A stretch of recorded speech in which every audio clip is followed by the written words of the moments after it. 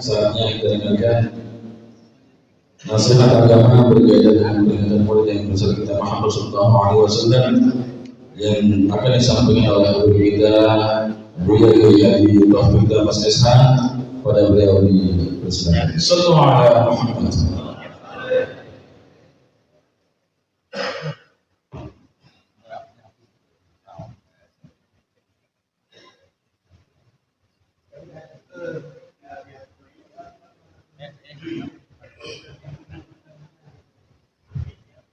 Assalamualaikum warahmatullahi wabarakatuh. Bismillahirrahmanirrahim. Alhamdulillah alladzi bi ni'matihi tatimmu shalihat. Wassalatu wassalamu ala man ja'a bil mu'jizat wa ala alihi wa sahbihi alladziina jahadu fi dafil munkar wa ba'du.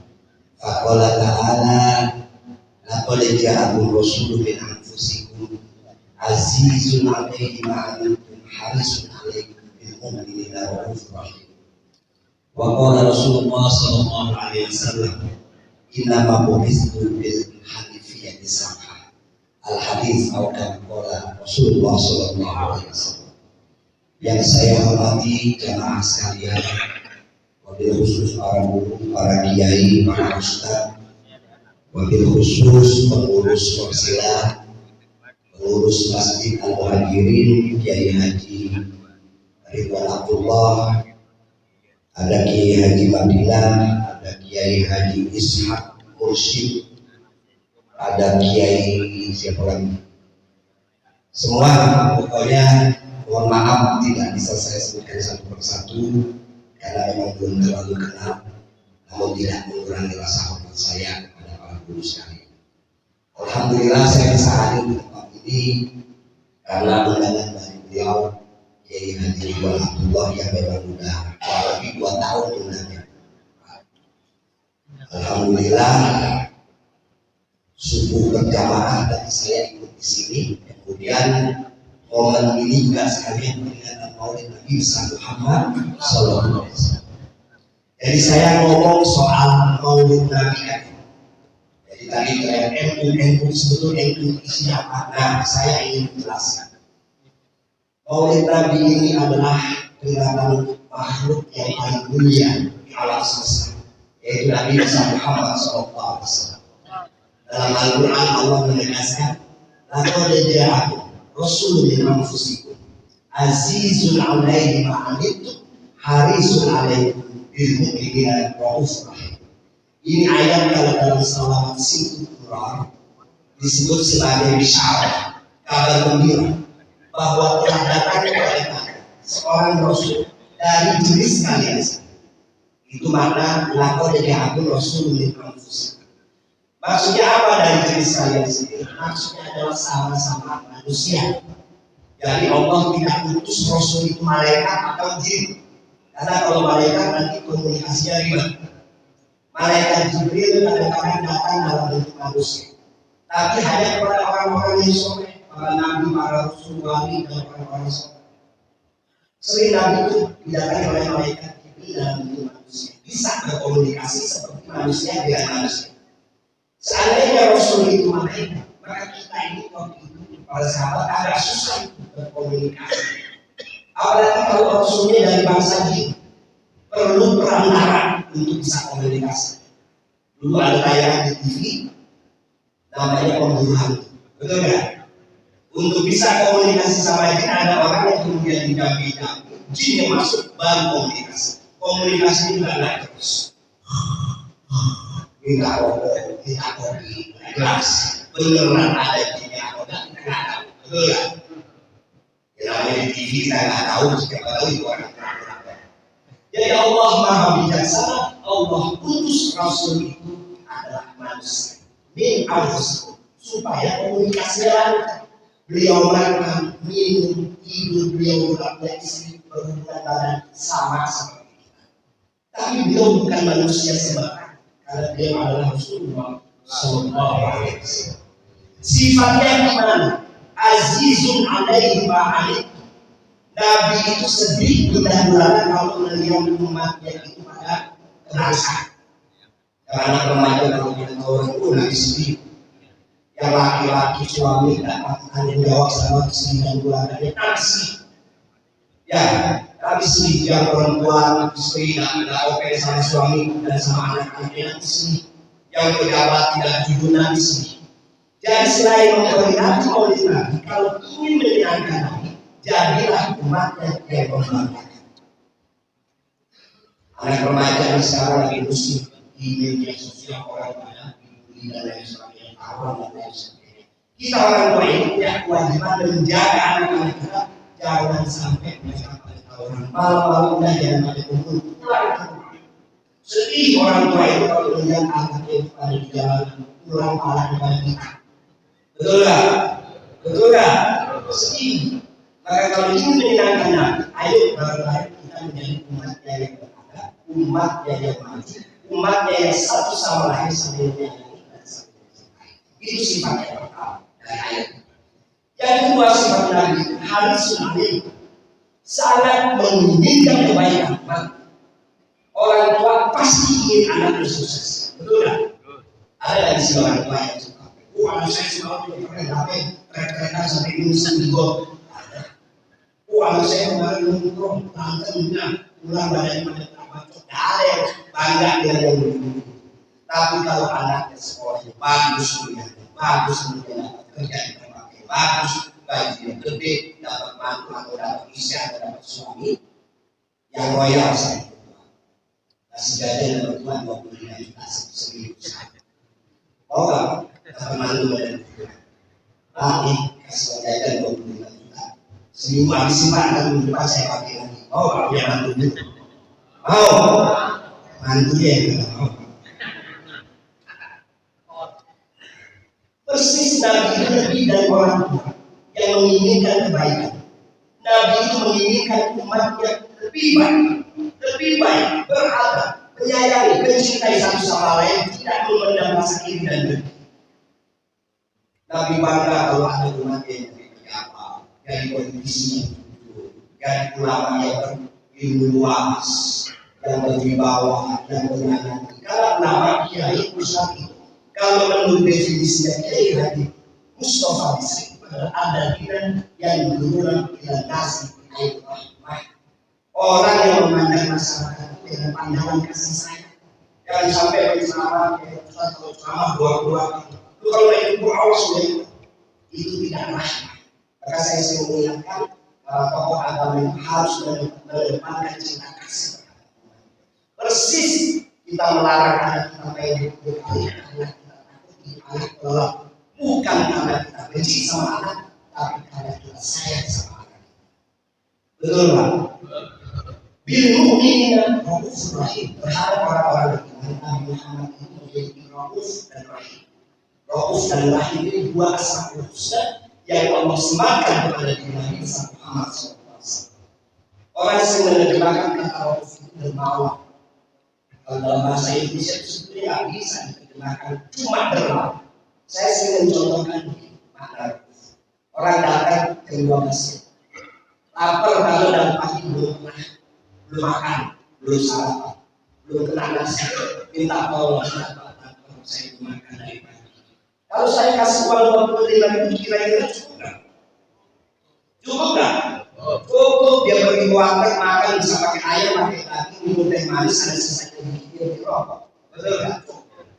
Tapi rauf orang itu cuma buat makan. Kalau dikasih uang 25.000 cukup, dikasihnya 1 juta itu maka rauf. Memberi lebih besar dari permintaan orang yang membutuhkan. Itulah Nabi Muhammad SAW. Rauf Rahim. Ya. Maka dari itu Nabi Muhammad meninggal dunia dalam keadaan miskin. Padahal mudahnya kaya raya. Orang dagang dari Mekah sampai ke Syam. Betul nggak?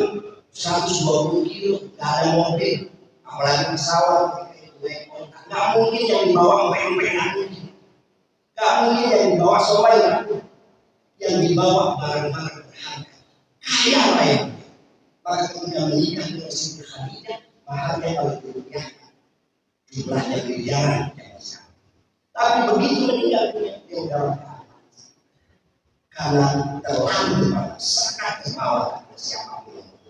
Nah, inilah penjelasan tentang ayat atau dijawab Rasul di anfus azizun alaikum harisun alaikum bil mu'minin.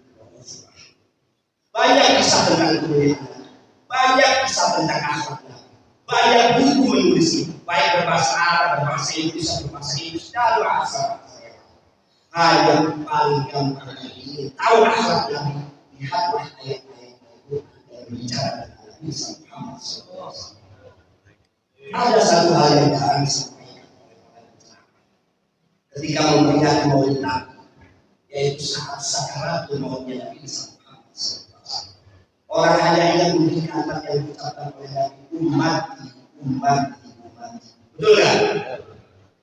Nabi Muhammad ketika sakit menjelang wafat, izin pada istri, minta untuk tinggal di rumah Aisyah. Dikumpulkan rumah Aisyah, makan dan lain sebagainya. Aisyah menangis mengatakan, malaikat datang, Nabi, Allah beri salam. Sakaratul maut akan diringankan oleh Allah, hanya rasanya seperti 27 kali terasa. Kira-kira 27 kali terasa dan pergi dari mana? Pergi dari 27 kali terasa sakaratul maut yang Nabi ini diringankan oleh. Kalau tidak diringankan, mungkin ratusan kali terasa. Maka ketika sakaratul maut Nabi melihat Aisyah menangis, Fatimah menangis, Nabi panggil Fatimah. Nabi bisikin sesuatu kepada Fatimah. Fatimah kemudian tersenyum. Ditanya Fatimah, kenapa kau menangis? Nabi kemudian tersenyum. Aku menangis karena abang telah meninggal dunia. Aku tertawa karena akulah yang akan menyusul lebih awal dari keluarganya. Sementara Aisyah melihat Nabi dalam keadaan sakaratul maut, menangis kemudian berkata, demi Allah, mulai hari ini, seandainya aku melihat orang yang sakaratul maut sangat pedih, aku tidak berani mengatakan orang hidup, karena orang yang paling mulia pun ternyata sakaratul maut. Ketika itu Nabi mengucapkan la ilaha illallah, kemudian ummati. Kalimat ini sebelumnya ada kalimat sebelumnya. Allahumma syaddid alayya sakaratul maut wa khafif an ummati. Ya Allah, beratkan sakaratul maut, tapi tolong ringankan sakaratul maut. Beliau bukan cuma berani menanggung beban hidup umatnya, tapi juga berani menanggung beratnya kematian umat. Itulah Nabi Muhammad SAW. Beliau wafat dimandikan tanpa copot bajunya, tanpa copot. Kalau kita dimandikan besok nanyain sama, betul kan? Makanya waktu mandi mayatnya laki, ya yang mandiin laki. Yang perempuan, yang mandiin perempuan. Jangan perempuan merawat yang mandiin laki. Betul ya? Dan Muhammad dimandikan tanpa copot. Kemudian sholat di Masjid Nabawi. 2 hari proses sholatnya terhadap jenazah. Kenapa harus sampai 2 hari? Tidak satu pun orang mau berjamaah menyolati jenazah Nabi. Semua ingin langsung, tidak mau diwakili oleh para sahabat. Saking memuliakan Nabi Muhammad SAW. Maka wajar orang yang sangat mulia, orang yang sangat mencintai kita, orang yang bukan hanya siap menanggung beban hidup umatnya, tapi juga siap menanggung sakaratul maut umatnya, kita peringati hari kelahiran. Banyak selama diciptakan oleh orang. Di Indonesia ada Singapura Dua, ada Barzani, ada Syaraful Anam, ada Diba, yang pendek-pendek ada Sholawat Jibril, Sholawat Jibril, Sholawat Tariah, dan lain-lain sebagainya. Itu merupakan ekspresi cinta kita kepada Nabi Muhammad SAW. Tahu-tahu jangan suka baca sholawat Tariah, jangan minta sama Nabi, minta sama Allah, minta sama Nabi, musyrik. Ada yang begitu? Ada yang begitu? Yang model ini kagak tahu sejarah. Kagak tahu sejarah yang begini. Dulu ada orang namanya Labid bin Rabi'ah. Labid bin Rabi'ah ini kepala suku. Namanya suku Dok. Bisa sampai berapa orangnya? Kalian dulu lagi. Ada apa kayaknya? Ada yang musuh. Labid bin Rabi'ah ini seorang penyanyi. Tiap hari bikin sakit menghina, mencaci, mencela Nabi Muhammad SAW. Maka malaikat Jibril kemudian gemes sama Labid dan sukunya. Berdoa malaikat Jibril minta sama Allah, Allah menjal sini ke sini. Ya Allah, jadikan tahun-tahun mereka seperti tahun-tahunnya Nabi Yusuf apa? Paceklik selama 7 tahun. Katakan isi kita tempatnya Nabi sudah kurang lebih dibanding. Begitu Nabi malaikat diminta sama Allah betul menjadi paceklik di wilayahnya Bani 7 tahun. Gak ada makanan, tanaman mengering, ternaknya pada kurus-kurus. Yang jagoan-jagoan dan suku belum laris. Jangan angkat berdarah juga nggak. Yang perawan-perawan yang tadinya daripada jelek kurus, repet, dikirim cacat, mata nyesok. Yang ibu-ibu yang tadinya nenek lain pada kumpes seperti susunya aku. Akhirnya Nabi bin Rabi ada kepada Nabi Muhammad bersama. Minta maaf kepada Nabi, minta ampun kepada Nabi, minta belas kasih kepada Nabi. Karena Nabi seorang Nabi, maka dia datang dan mengaku kepada Nabi. Dia usah. Apa kata Nabi? Ada inaga yang khairat dari yang dikuliah. Ditarhamah di mana ini tidak asing. Ada inaga nasuhi pekerjaan ampuhan. Sa'i sini lawakif tidak alamah.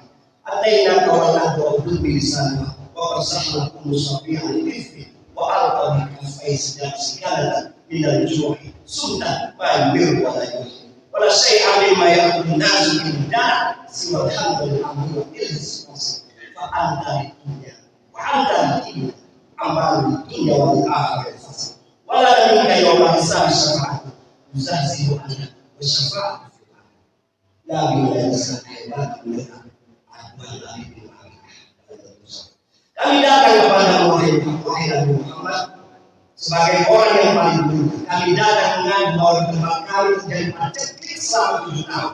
Kami datang mengadukan bahwa satu biji gandum pun sangat mahal di kampung kami. Perawan-perawan kami daripada jelek, kurus-kurus, keren-keren, matanya bercekuk, bibirnya pecah-pecah. Ibu-ibu udah gak bisa lihat lagi. Yang jagoan udah gak bisa perang, apalagi menangkan pedang juga. Tidak ada yang bisa kami makan di kampung kami. Kecuali kaktus dan rumput keringan. Kalau kami makan kami mati, fa'anta di dunia, maka engkaulah pengaku dunia kami. Fa'anta di dunia, engkaulah pengaku agama. Amal di dunia wal akhirah fasih. Engkau yang menggerakkan roda dunia ini dan engkau yang menentukan nasib kami di akhirat. Walau kami hayawah hisab syafaat. Dan kami sangat berharap dari untuk mendapatkan syafaat pada yang berkisah. Nanti yuzahzihu anna wasyafaat fil akhirah. Itulah yang sangat kami alami. Walau kami sadar yang mendapatkan syafaat hanya mereka yang mati sunnah. Nabi suci angkat tangan, Nabi berdoa, orang menghampir alaihi bersama imam berdoa. Langsung malaikat dikasih tahu di kampungnya tadi udah dulu belum ada WA. Kita kan zaman sekarang ada WA. Udah turun dia. Aku udah tahu. Akhirnya kasih tahu kepada Nabi. Sejak saat itu Nabi dan rombongannya kemudian memeluk Islam satu kampung.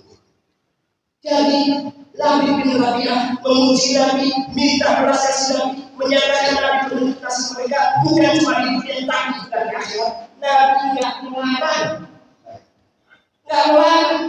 Jadi kalau ada orang yang kita minta sama Nabi atau tawasul pada Nabi itu musik, karena nggak ngerti Islam. Kalau orang ngerti sejarah di hadapan Nabi, orang memuji Nabi, meminta kasih sayang Nabi, menyatakan Nabi adalah penuh kasih mereka di dunia dan di akhirat nanti. Nabi tidak melarang.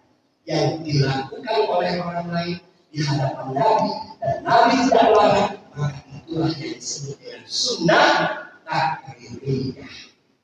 Sunnah yang dilakukan oleh orang lain, Nabi tidak melarang, maka kita melakukan maulid Nabi, membaca berbagai selawat puji-pujian yang ada yang disebut sebagai madani, itu punya sunnah takririyyah.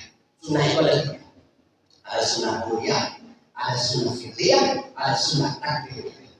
Sunnah kauniyah bersabda Nabi, sunnah fiqhiyah perbuatan Nabi, sunnah takririyyah adalah ucapan atau perbuatan orang lain di hadapan Nabi dan Nabi tidak mencegah. Contoh paling konkret, ada yang ada sholat habis sunnah ada sholat sunnah. Itu bukan Nabi yang pertama melakukan adalah sahabat Bilal bin Rabah. Habis wudhu Bilal sholat berapa? Dia tidak. Tapi setelah itu bilang tadi sholat sunnah Rasulullah. Oh bagus. Sholat sunnah setelah wudhu maka namanya sholat sunnah takribiyah. Karena yang melakukan Nabi, yang melakukan adalah Bilal, maka disebut sebagai sunnah takribiyah. Nah inilah isinya ilmu. Isinya ilmu ini jadi bisa menjelaskan tentang kemuliaan Nabi besar Muhammad SAW berdasarkan sejarah dan bisa membantah kepada mereka yang tidak suka maulid. Orang tidak suka maulid tidak apa, tapi kalau menyebut maulid itu bid'ah, nah itu berarti tidak pernah belajar usul fikih. Karena maulid tahlil dan usul fikih itu masuk dalam kategori adat. Adat itu hukumnya mubah, yang hukumnya mubah kalau isinya kebaikan datang pahala. Betul tidak? Betul. Kalau rukun Islam dalam usul fikih disebut al-ma'lum minad-din bid'ah. Sesuatu yang hukumnya sudah diketahui secara pasti dalam agama. Enggak boleh kurang, enggak boleh ditambah. Sholat 5 waktu enggak boleh dikurang, enggak boleh ditambah. Kecuali sunnah. Haji di Mekah enggak boleh pondok gede walaupun ada Ka'bah. Apalagi kerasa itu. Puasa Ramadan harus dilakukan. Enggak boleh puasa mengatakan tuh tidak hari. Kalau yang nakal-nakal di rumah puasa dan di luar puasa itu cerita namanya maksiat. Tapi kalau ada orang bilang puasa Ramadan cukup 3 hari atau 1 hari berarti sudah keluar. Inilah yang bisa saya sampaikan pada kesempatan kali ini. Mudah-mudahan bermanfaat buat kita semua. Kurang lebih saya mohon maaf yang sebesar-besarnya. Assalamualaikum warahmatullahi wabarakatuh.